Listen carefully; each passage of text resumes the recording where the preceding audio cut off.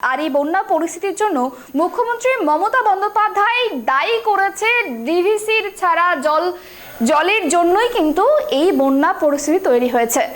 মাইথন থেকে যেমনটা জানা গিয়েছে জল ছাড়া হয়েছে 10,000 কিউসেক এবং পাঞ্চেত থেকে 70,000 কিউসেক জল ছাড়া হয়েছে এবং বৃহস্পতিবার সকাল 6:30 পর্যন্ত মোট 80,000 কিউসেক জল ছাড়া হয়েছে বলে ডিভিসি সূত্রে খবর। আমরা কথা বলবো আমাদের প্রতিনিধি আকাশের সঙ্গে, সরাসরি রয়েছে তার থেকে জানার চেষ্টা করব যে মূলত ডিভিসি থেকে ঠিক কত পরিমাণ জল ছাড়া হয়েছে। এই যে বন্যা পরিস্থিতি চলছে রাজ্যের বিভিন্ন এলাকাতে, সেক্ষেত্রে এই মুহূর্তে ডিভিসি সূত্রে ঠিক কি খবর, ঠিক কতটা জল ছাড়া হয়েছে?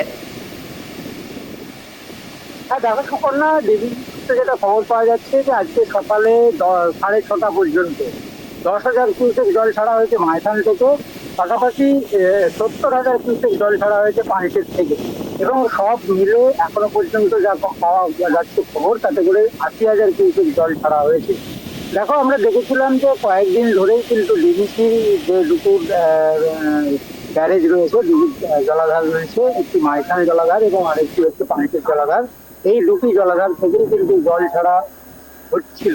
এবং লাস্ট আমরা যেটা খবর পেয়েছিলাম গতকালকে সব মিলে প্রায় 1.5 লক্ষ অর্থাৎ 1,50,000 কিউসেক জল ছাড়া হয়েছিল।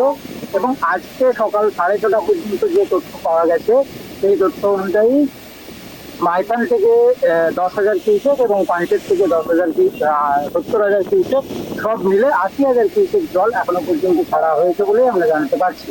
দেখো এই জল ছাড়ার ফলে ইতিমধ্যেই যেটা মুখ্যমন্ত্রী জানিয়েছেন যে ডিভিসির যে জল, সেই জল ছাড়ার ফলে একটা বন্যা পরিস্থিতি তৈরি হয়েছে। এবং এই বন্যা পরিস্থিতির জন্য কিন্তু বিভিন্ন এলাকা, এদিকে যেমন মেদিনীপুরের বিভিন্ন এলাকা রয়েছে, ঘাটাল রয়েছে, পাঁশকুড়া রয়েছে, ইত্যাদি ইত্যাদি যে এলাকাগুলো রয়েছে, পাশাপাশি হুগলির আরামবাগ এলাকা, ফুলপুরা এলাকা, খানাকুল এলাকা, এই সমস্ত যে এলাকাগুলো রয়েছে এই সমস্ত এলাকায় প্লাবিত হওয়ার একটা আশঙ্কা রয়েছে। দেখো আমরা এর আগে সেচ দপ্তরের যিনি এক্সিকিউটিভ ইঞ্জিনিয়ার আছে তার সঙ্গেও কথা বলেছিলাম এবং তিনি যেটা জানিয়েছিলেন যে যেহেতু এই জলাধারগুলো থেকে জল ছাড়ার ফলে হুগলি, হাওড়া এবং মেদিনীপুরের বিভিন্ন এলাকায় এবং পূর্ব বর্ধমানের বেশ কিছু এলাকা, কালনা, কাটুয়া, মন্তেশ্বর ইত্যাদি এই সমস্ত এলাকায় কিন্তু প্লাবিত হওয়ার একটা আশঙ্কা থাকে। পাশাপাশি আমরা দেখেছি যে শুধুমাত্র মাইথান বা পানিশেত নয়, দুর্গাপুর ব্যারেজ থেকে জল ছাড়ার কারণে কিন্তু বাঁকুড়ার কিছু এলাকা যেমন প্লাবিত হওয়ার খবর আসছিল, তেমনই কাঁকসার যে সমস্ত দামোদরের যে নিম্ন এলাকাগুলো রয়েছে সেই এলাকাতেও কিন্তু বেশ কিছু এলাকায় জল ঢোকার খবর পাওয়া যাচ্ছিল। তবে যেহেতু তুমি জানো বৃষ্টি ইতিমধ্যেই বন্ধ হয়ে গেছে এবং জল ছাড়ার পরিমাণও তুলনামূলকভাবে কম, কারণ গতকালকে আমরা যেমনটা দেখেছিলাম যে ডিভিসি থেকে প্রায় 1.5 লক্ষ কিউসেক জল ছাড়া হয়েছিল এবং সেই জায়গায় আজকে 6:30 পর্যন্ত যেটা খবর পাওয়া যাচ্ছে যে 80,000 কিউসেক জল ছাড়া হয়েছে। ফলত জল ছাড়ার পরিমাণ তুলনামূলকভাবে কম হওয়াতে ধীরে ধীরে জলের স্তর নামবে, বন্যা পরিস্থিতি যে সমস্ত এলাকা রয়েছে সেই এলাকাগুলোতে এমনটাই কিন্তু আশা করা যাচ্ছে।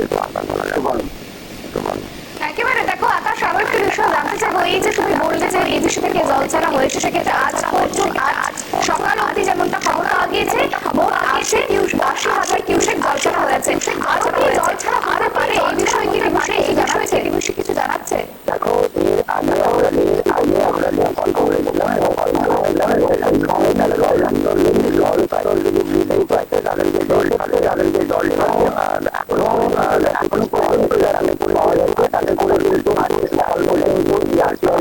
জল ছাড়া হয়েছে জলাধার থেকে মাইথান এবং অপরটি হচ্ছে পানিশেত। এরপর যদি জলের বৃদ্ধি পায় সেক্ষেত্রে তখন পরিস্থিতি থেকে সেটা ব্যবস্থা নেওয়া হবে, এমনটা কিন্তু সূত্রে আমরা জানতে পারছি। তবে আজকে 6:30 পর্যন্ত দেওয়া তথ্য অনুযায়ী 80,000 কিউসেক জল ছাড়া হয়েছে এমনটাই জানা। বেশ, অনেক ধন্যবাদ আমাদের সঙ্গে থাকার জন্য। আমরা যে ছবি দেখাচ্ছিলাম ডিভিসি থেকে এই মুহূর্তে জল ছাড়া হয়েছে বৃহস্পতিবার অর্থাৎ আজ 80,000 কিউসেক। তবে জানা গিয়েছে যদি জলস্তর আবারও বৃদ্ধি পায় সেক্ষেত্রে ডিভিসি থেকে আবারও জল ছাড়তে পারে, তবে সেটা সম্পূর্ণটাই পরিস্থিতির উপর নির্ভরশীল। তবে আগের থেকে তুলনামূলক কম জল ছাড়ার পরিমাণ এমনটাই জানিয়েছে ডিভিসি, কারণ যেভাবে বানভাসী হয়েছে বিভিন্ন এলাকা, সেই সমস্ত কারণের জন্যই কিন্তু ধীরে ধীরে জল ছাড়ার পরিমাণও কমছে। জলস্তর কমার জন্য ডিভিসি থেকেও জল ছাড়ার পরিমাণ কমছে। আজ 80,000 কিউসেক জল ছাড়া হয়েছে ডিভিসি থেকে, এমনটাই ডিভিসি সূত্র খবর।